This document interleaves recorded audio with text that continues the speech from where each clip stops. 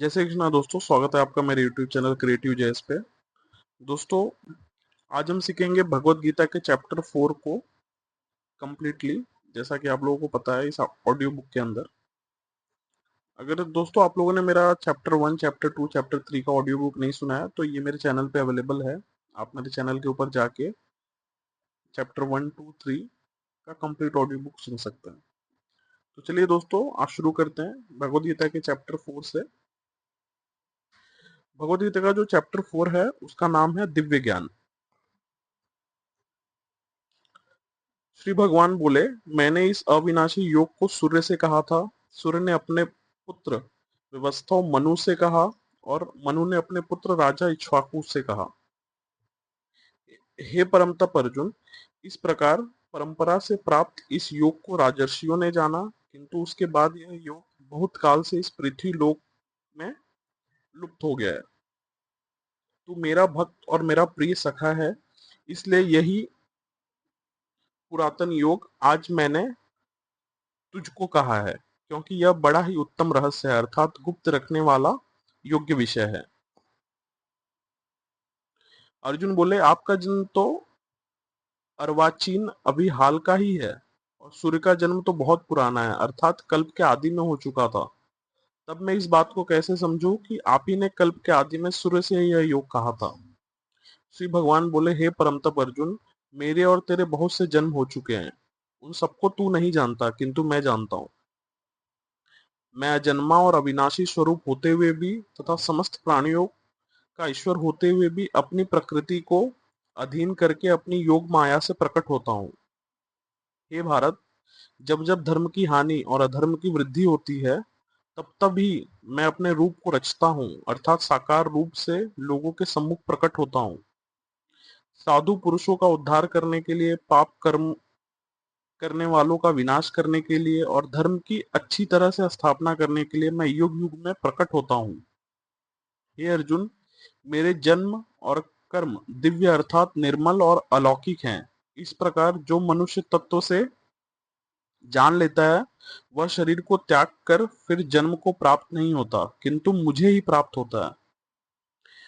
पहले भी जिनके राग, भय और क्रोध सर्वथा नष्ट हो गए हैं और जो मुझ में अनन्य प्रेम पूर्वक स्थित रहते थे, ऐसे मेरे आश्रित रहने वाले बहुत से भक्त, जैसा कि मैंने ज्ञान बताया है, उस रूप तप से पवित्र होकर मेरे स्वरूप को ही प्राप्त हो चुके हैं। हे अर्जुन, जो भक्त मुझे जिस प्रकार भजते हैं, मैं भी उनको उसी प्रकार भजता हूँ, क्योंकि सभी मनुष्य सब प्रकार से मेरे ही मार्ग का अनुसरण करते हैं। इस मनुष्य लोक के कर्मों के फल को चाहने वाले लोग देवताओं का पूजन किया करते हैं, किंतु उनको कर्मों से उत्पन्न होने वाली सिद्धि शीघ्र मिल जाती है। ब्राह्मण, क्षत्रिय, वैश्य और शूद्र, इन चार वर्णों का समूह गुण और कर्मों के विभाग पूर्वक मेरे द्वारा रचा गया है। इस प्रकार उस सृष्टि रचनादि कर्म का कर्ता होने पर भी मुझ अविनाशी परमेश्वर को तू वास्तव में अकर्ता ही जान। कर्मों के फल में मेरी स्पृहा नहीं है, इसलिए मुझे कर्म लिप्त नहीं करते। इस प्रकार जो मुझे तत्व से जान लेता है, वह भी कर्मों में नहीं बदता। पूर्व काल में मुमुक्षुओं ने भी इस प्रकार जानकर ही कर्म किए हैं, इसलिए तू भी पूर्वजों द्वारा सदा किए जाने वाले कर्मों को ही कर। कर्म क्या है और अकर्म क्या है, इस प्रकार इसका निर्णय करने में बुद्धिमान पुरुष भी मोहित हो जाते हैं। इसीलिए वह कर्म तत्व मैं तुझे भली भांति समझाकर कहूंगा, जिसे जानकर तू अशुभ से अर्थात कर्म बंधन से मुक्त हो जाएगा। कर्म का स्वरूप भी जानना चाहिए और अकर्मण का स्वरूप भी जानना चाहिए तथा विकर्म का स्वरूप भी जानना चाहिए, क्योंकि कर्म की गति बहुत गहरी है।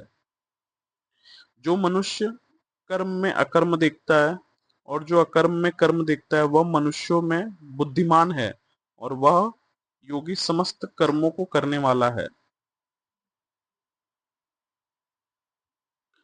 जिसके संपूर्ण शास्त्र सम्मत कर्म बिना काम वासना और संकल्प के होते हैं तथा जिसके समस्त कर्म ज्ञान रूप अग्नि द्वारा भस्म हो गए हैं, उस महापुरुष को ज्ञानी जन भी पंडित कहते हैं।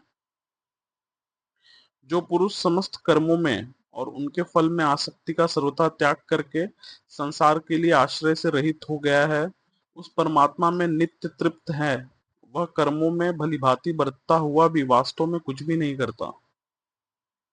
जिसका अंतःकरण और इंद्रियां सहित शरीर जीता हुआ है, जिसने समस्त भोगों की सामग्री का परित्याग कर दिया है, ऐसा आशा रहित पुरुष केवल शरीर संबंधी कर्म करता हुआ भी पापों को नहीं प्राप्त होता।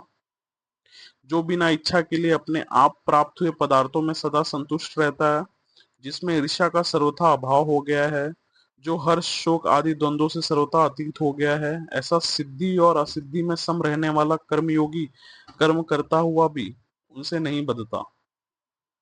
जिसकी आसक्ति सर्वथा नष्ट हो गई है, जो देहाभिमान और ममता से रहित हो गया है, जिसका चित्त निरंतर परमात्मा के ज्ञान में स्थिर रहता है, ऐसा केवल यज्ञ संपादन के लिए कर्म करने वाले पुरुष के संपूर्ण कर्म भलीभांति विलीन हो जाते हैं।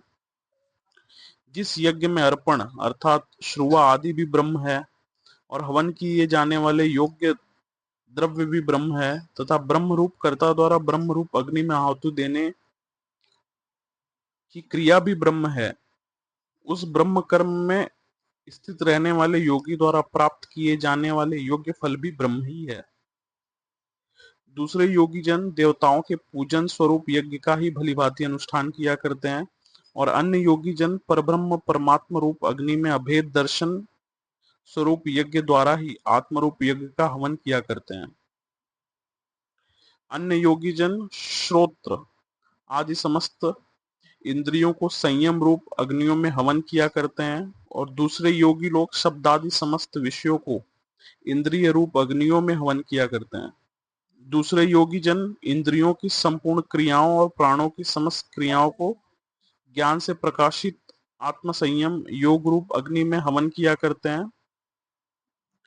कई पुरुष द्रव्य संबंधी यज्ञ करने वाले हैं, कितने ही तपस्या रूप यज्ञ करने वाले हैं तथा दूसरे कितने ही योग रूप यज्ञ करने वाले हैं।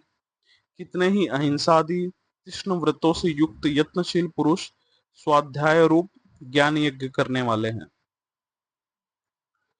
दूसरे कितने ही योगी जन अपान वायु में प्राण वायु को हवन करते हैं। वैसे ही अन्य योगी जन प्राण वायु में अपान वायु को हवन करते हैं तथा अन्य कितने ही नियमित आहार करने वाले प्राणायाम परायण पुरुष प्राण को और अपान की गति को रोककर प्राणों को प्राणों में ही हवन किया करते हैं। ये सभी साधक यज्ञों द्वारा पापों का नाश कर देने वाले और यज्ञों को जानने वाले हैं।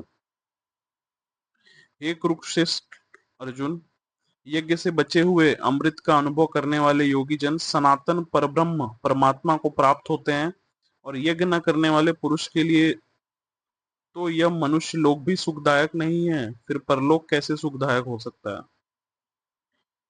इसी प्रकार और भी बहुत तरह के यज्ञ वेद की वाणी में विस्तार से कहे गए हैं। उन सबको तू मन इंद्रियों और शरीर की क्रिया द्वारा संपन्न होने वाला जान। इस प्रकार तत्व से जानकर उनके अनुष्ठान द्वारा तू कर्म बंधन से सर्वथा मुक्त हो जाएगा। हे परम तप अर्जुन, द्रव्य में यज्ञ की अपेक्षा ज्ञान यज्ञ अत्यंत श्रेष्ठ है तथा यावन मात्र संपूर्ण कर्म ज्ञान में समाप्त हो जाते हैं। उस ज्ञान को तू तत्वदर्शी ज्ञानियों के पास जाकर समझ। उनको भलीभांति दंडवत प्रणाम करने से, उनकी सेवा करने से और कपट छोड़कर सरलता पूर्वक प्रश्न करने से वे परमात्मा तत्व को भलीभांति जानने वाले ज्ञानी महात्मा तुझे उस तत्व ज्ञान का उपदेश करेंगे, जिसको जानकर फिर तू इस संसार की मोह माया को नहीं प्राप्त होगा तथा हे अर्जुन, जिस ज्ञान द्वारा तू संपूर्ण भूतों को निशेष भाव से पहले अपने में और पीछे मुझ सच्चिदानंद घन परमात्मा में देखेगा।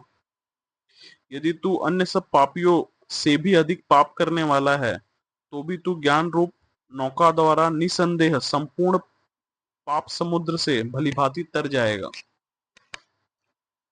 क्योंकि हे अर्जुन, जैसे प्रज्वलित अग्नि ईंधन को भस्ममय कर देती है, वैसे ही ज्ञान रूप अग्नि संपूर्ण कर्मों को भस्ममय कर देता है। इस संसार में ज्ञान के समान पवित्र करने वाला निसंदेह कुछ भी नहीं है। उस ज्ञान को कितने ही काल से कर्म योग द्वारा शुद्धांतःकरण हुआ मनुष्य अपने आप ही आत्मा को प्राप्त कर लेता है। जितेंद्रिय साधन परायण और श्रद्धावान मनुष्य ज्ञान को प्राप्त होता है तथा ज्ञान को प्राप्त होकर वह बिना विलंब के तत्काल ही भगवत प्राप्ति स्वरूप परम शांति को प्राप्त हो जाता है।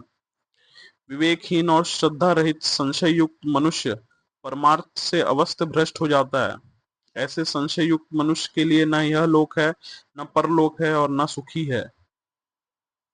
हे धनंजय, जिसने कर्मयोग की विधि से समस्त कर्मों का परमात्मा में अर्पण कर दिया है और जिसने विवेक द्वारा समस्त संशयों का नाश कर दिया है, ऐसे वश में किए हुए अंतःकरण वाले पुरुष को कर्म नहीं बांधते।